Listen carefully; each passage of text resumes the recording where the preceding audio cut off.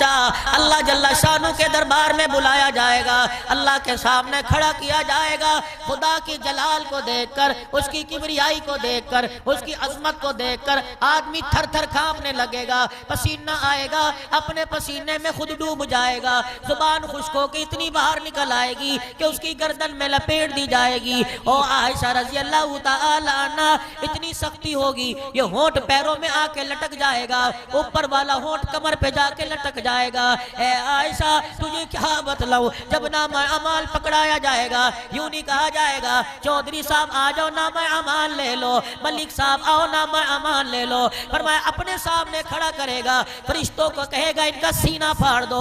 जब सीना फाड़ा जाएगा तो इस बाएं हाथ को इस सीने के अंदर डाल के पीछे से निकाला जाएगा, तब नामा अमाल बदकारी का हाथ में पकड़ाया जाएगा और कहा जाएगा ए फरिश्तों इसे पूरे मैदान माशर का चक्कर लगवाओ, जहां रुके डंडे मारो और जहां बैठे इसे छोटे मारो, इसे दुर्रे मारो। लोग पूछे क्यों मार रहे हो, तुम बेफिक्र हो के बता देना ये इतना बदबख्त जालिम है कि दुनिया की जिंदगी अल्लाह की नाफरमानी में गुजार के आया है।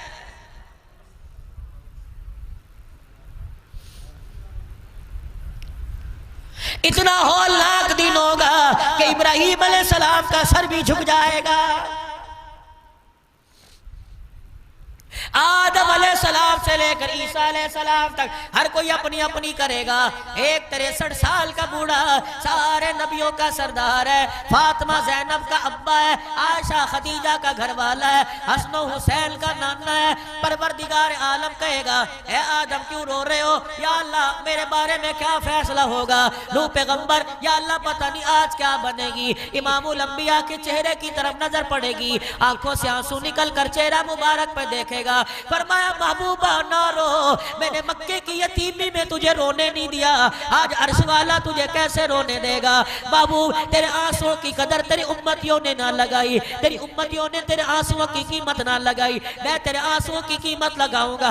मेरे महबूब बता क्यों रो रहा है, आयशा के लिए का नहीं नहीं, खदीजा के लिए का नहीं नहीं, फातिमा के लिए का नहीं नहीं, हसन हुसैन के लिए नहीं नहीं, महबूबा बता क्यों रो रहा है। या अल्लाह ये मेरा कलमा पढ़ने वाला, ये मेरी कलमा पढ़ने वाली मेरे सामने खड़ी है, इलाही इनके नाम अमाल को ना देख, मैं मोहम्मद के उठे हुए हाथों को देख ले। अल्लाह फरमाएंगे जिब्राइल जा मेरे नबी से जाके कह दे नबूवत वाली चादर से अपने आंसुओं को साफ कर ले, रो के दिखाना तेरा काम है, उम्मत के लिए 8 जन्नत के दरवाजे खोल देना मेरा काम है।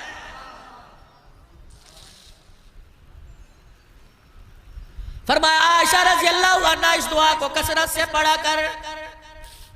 कमली वाले क्या होगा, फरमाया इस दुआ के पढ़ने की वजह से अल्लाहुम्मा हासिबनी, और सबके लिए पढ़ेंगे अल्लाहुम्मा हासिबना हिसाबन यसीरा।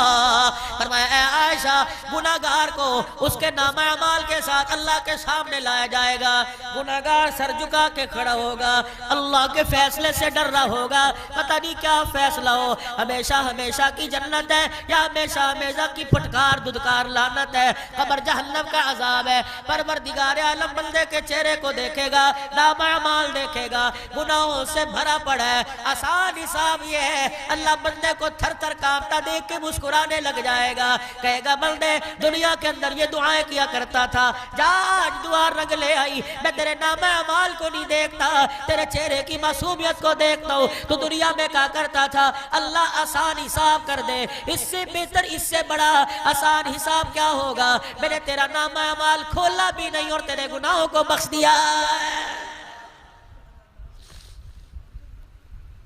एक वक्त ऐसा आया सैयदा आयशा रज़ी अल्लाह ताला अन्हा के हुजरे में इमामुल अंबिया महबूबे किबरिया सल्लल्लाहु ताला अलैहि वसल्लम तशरीफ लाए। अम्मा आयशा बाहें फैला के खड़ी हो गई,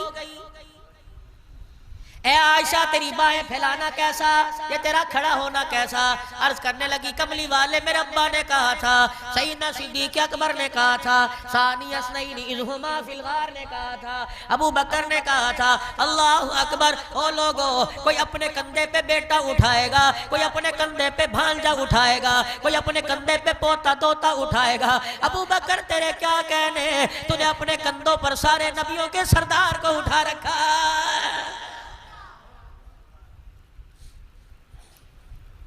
जन्नती जन्नत के दरवाजे पे जाएगा, टिकट जन्नत का हाथ में होगा।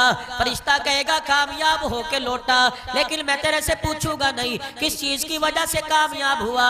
नमाज की वजह से, कोई कहेगा नमाज का सजदा काम आ गया, कोई कहेगा ज़कात का रुपया काम आ गया, कोई कहेगा सदका खैरात काम आ गया, कोई कहेगा रास्ते से पत्थर हटा दिया था, मुसलमानों के लिए चलने में आसानी हुई थी, ये काम आ गया। किसी अंधे को रास्ता पार करा दिया, ये काम आ गया। किसी की जरूरत पूरी कर दी, ये काम आ गया।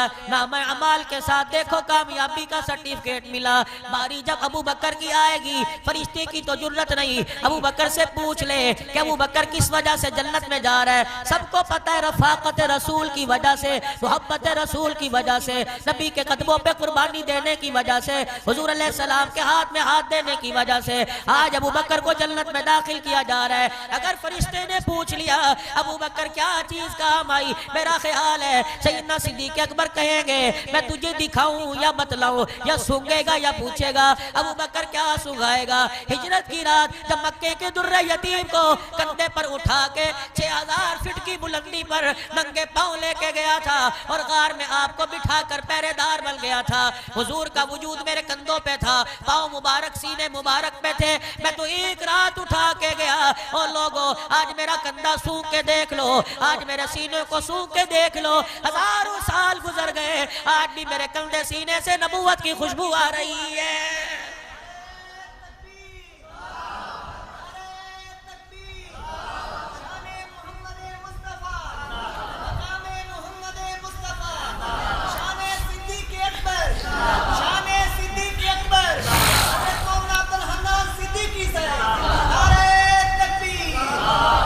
मेरे बाप अबू बकर रज़ी अल्लाह ताला अन्हु ने कहा था जहां तुझे मौका मिले हुजूर से अपने लिए दुआ करा लेना। कमली वाले आज मेरे लिए जब तक दुआ नहीं करोगे मैं बाहर जाने नहीं दूंगी। मियाँ बीवी का लाड है, प्यार है। हमारे घर के अंदर तो 50 साल हो गए, 10 बच्चों की माँ बन गई, अभी तक मिजाज ही नहीं बने सर जी। 20-20 साल शादी को हो गए, माँ बेटी के घर बैठी हुई है, बाप बेटे के घर बैठा हुआ, दोनों एक कमरे में बैठ के एक बर्तन में खाने को तैयार नहीं। बताओ जन्नत में ये इकट्ठे जाएंगे?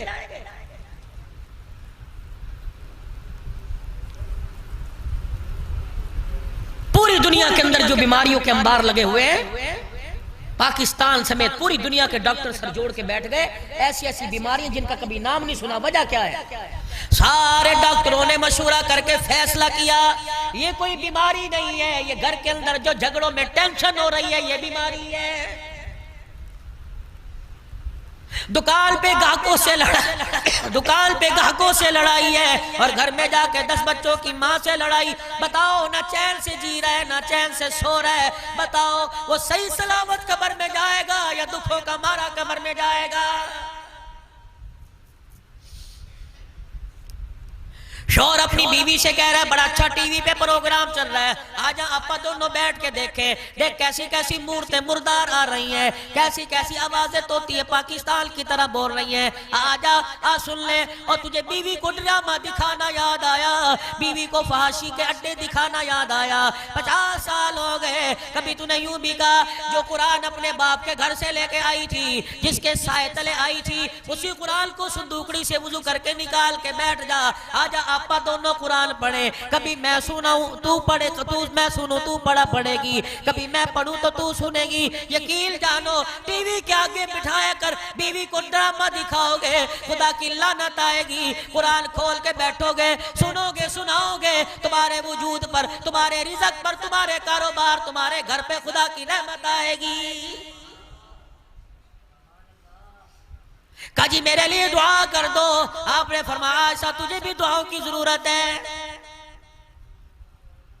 अम्मा आयशा रज़ी अल्लाह ताला अन्हा कहने लगी अल्लाहु अकबर, माँ ने जो दुआएं दी अपनी जगह, बाप ने जो दुआएं दी अपनी जगह, उम्मत जो दुआएं देगी अपनी जगह, लेकिन काली कमली वाले तेरी दुआ की क्या बात है? हुजूर ने फरमाया आयशा फिर हाथ उठा। सैयदा आयशा ने हाथ उठाए, रहमत वाले नबी ने दुआ फरमाई अल्लाहुम्मा अग़फ़िर ली आयशा, ए अल्लाह मेरी आयशा की मग़फ़िरत फरमा दे। मा तक़द्दम मिन ज़ंबिका व मा तअख़्ख़र, अल्लाह इसके अगले पिछले गुनाह माफ़ फरमा दे। अम्मा आयशा को जब हुजूर ने दुआ दी इतना खुश हुई, जमीन पे बैठ के करवटें बदलने लगी। आपने फरमाया आयशा किस चीज ने तुझे खुशी में डाल दिया? तो इससे बड़ी क्या खुशी होगी कि नबियों के सरदार के मेरे हक में हाथ उठ गए। फरमाया आयशा तुझे तो एक मर्तबा दुआ दी, तेरे से बचा ही ना गई। अल्लाह की इज्जत की कसम है, ये दुआ हर नमाज के बाद मैं अपनी गुनाहगार उम्मत के लिए करता हूं।